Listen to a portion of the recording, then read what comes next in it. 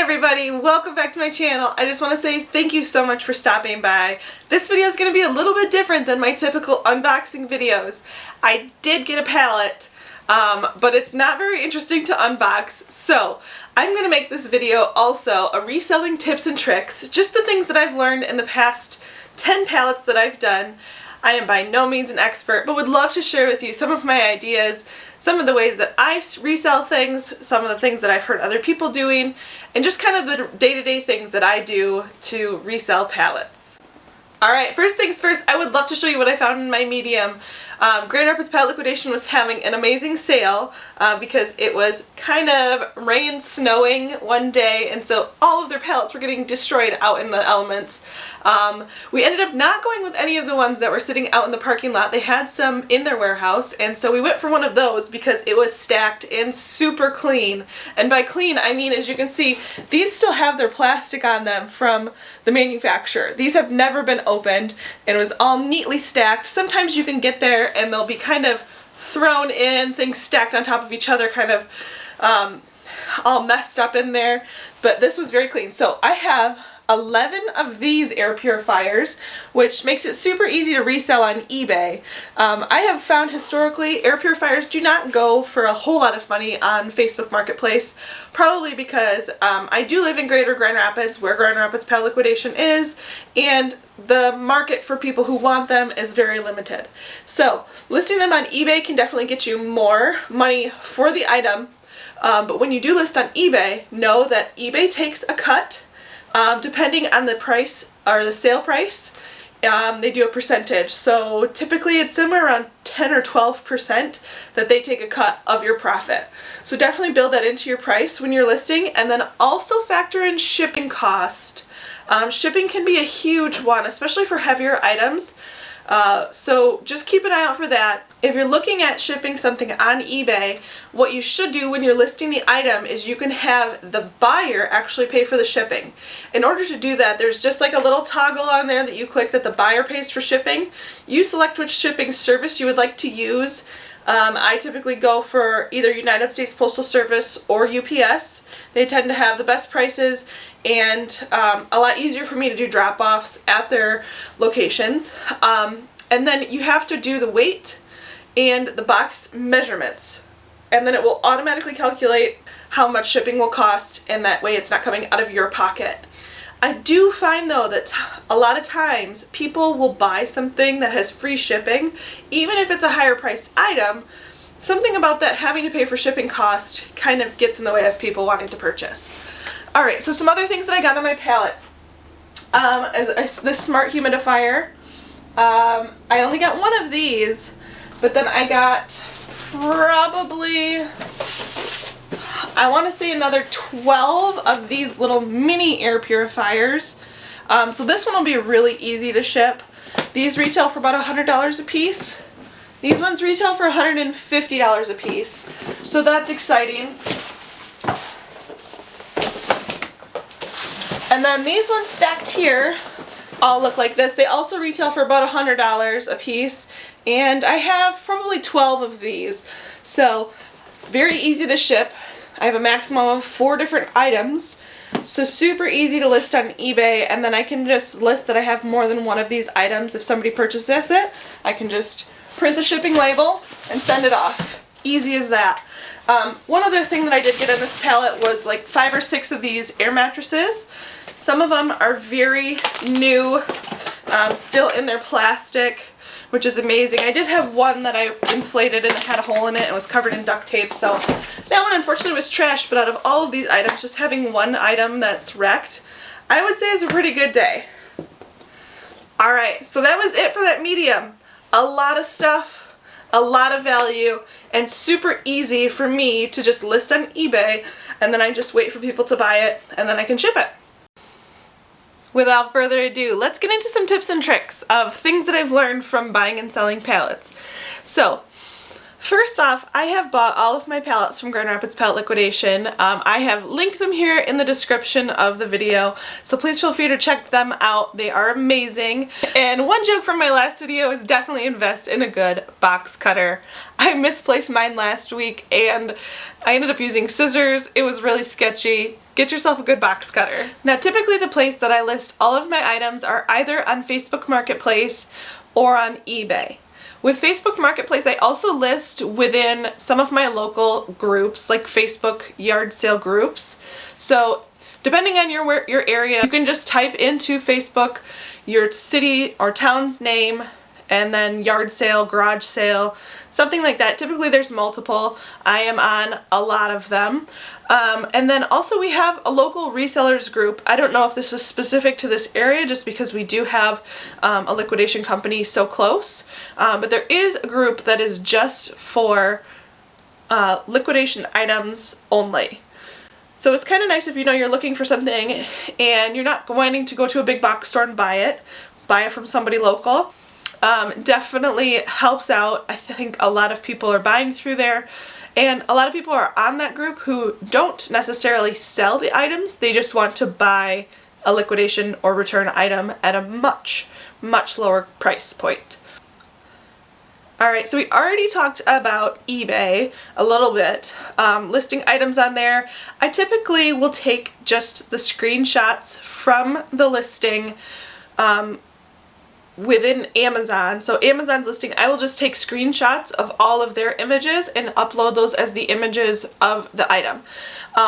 I do sometimes take a picture of the item if it's something just to prove that it's I have recently had a couple of issues with selling items on eBay because there are things I know nothing about. Just yesterday I had gotten a message from somebody who bought a giant saw blade. It was like 16.5 inches giant saw blade. And it looked new to me. There was no scratches on the blade. It looked great. The box was a little bit damaged, but other than that, looked fine. And he had messaged me yesterday saying that there were 3 of the teeth missing. So I ended up giving him a full refund, which kind of stinks because then I basically have to eat the cost of shipping. So lost money on that one, which is a bummer. Probably should have just thrown it away, but I try to resell things as much as I can. So we talked about shipping already. Shipping can be a big cost, so definitely calculate those things before listing them. You can do shipping within Facebook Marketplace. I have not yet. Facebook Marketplace also takes a huge cut of anything that you sell, so I try to sell locally as much as I can, just because then I can sell things for cash or not have a third party taking money on top of my profits. Another quick tip for selling on Facebook Marketplace is investing in a Ring doorbell camera system. I also have this lockbox installed here on this post so that people can put their cash in here, so it's not just sitting underneath a rug or something like that.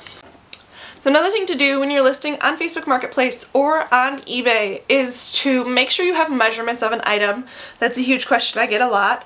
And also I copy the description from Amazon a lot of times, as long as it's not too lengthy. I'll copy and put that in Facebook Marketplace. Definitely in eBay, I just take the entire listing that's on Amazon and copy whatever in there, paste it into eBay. That way I have the full description, all the things that people might want to know. If it is something electronic, definitely plug it in. Make sure it works, test it out. If you've watched any of my previous videos, I had a coffee pot that looked brand new, amazing. It was like $1,000 coffee espresso machine. I plugged it in, got it all through, and then it just was stuck in startup mode. Now, I almost threw it away, and I am so glad that I didn't, because I ended up listing it on eBay for parts, and sold it for around $100, which was amazing.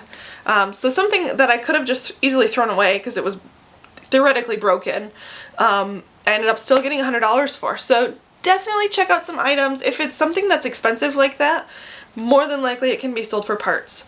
The other thing was I got a mopping Roomba on that pallet, which was also broken. It was not spraying water like it was supposed to.